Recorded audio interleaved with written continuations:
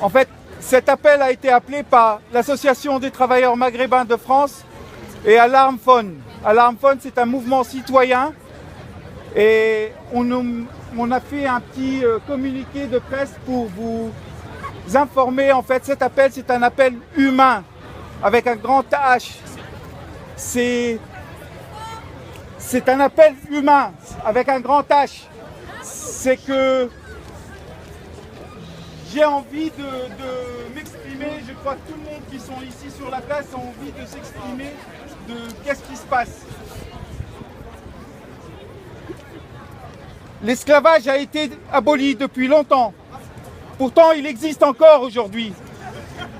Au XXIe siècle et dans le monde entier, des milliers de personnes vivent le désespoir et la servitude en Libye, Nord d'Afrique, Tunisie, Algérie, Maroc, Mauritanie, les pays du Golfe en particulier. Ces esclaves modernes constituent une main-d'œuvre sans voix, sans défense. La misère et l'espérance d'une vie meilleure poussent ces hommes, ces femmes et enfants dans les mains des exploiteurs, sans pitié, qui les affament, les maltraitent, les terrorisent, brutalisés, retenus par la force et par la contrainte. Ils sont abandonnés à leur sort. Une découverte. Les pratiques de l'esclavagisme filmées par la CNN ont-on vraiment des nus? Certainement pas.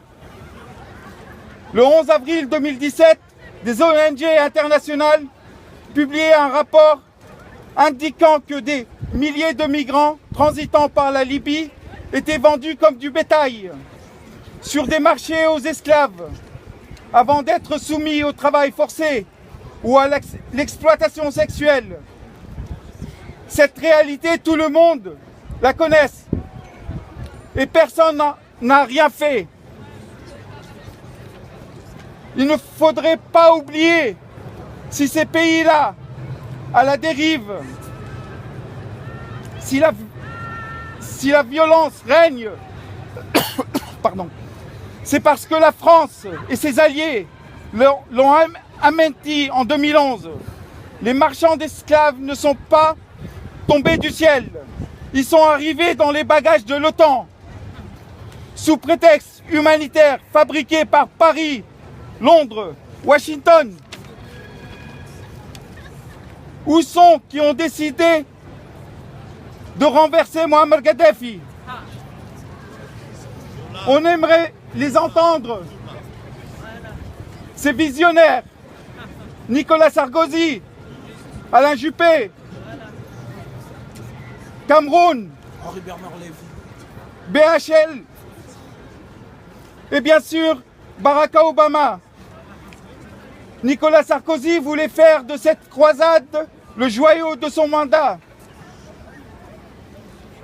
Nous sommes coupables en tant qu'Européens. La politique européenne migratoire est responsable de l'esclavagisme en Libye.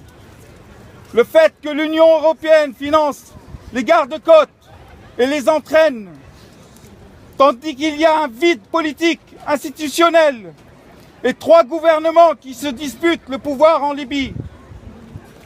Le Premier ministre italien, Militi, qui négocie avec les milices et les trafiquants d'êtres humains pour stopper les migrants. Les Libyens sont aussi des victimes. Nous sommes complices. Nous sommes responsables par notre silence.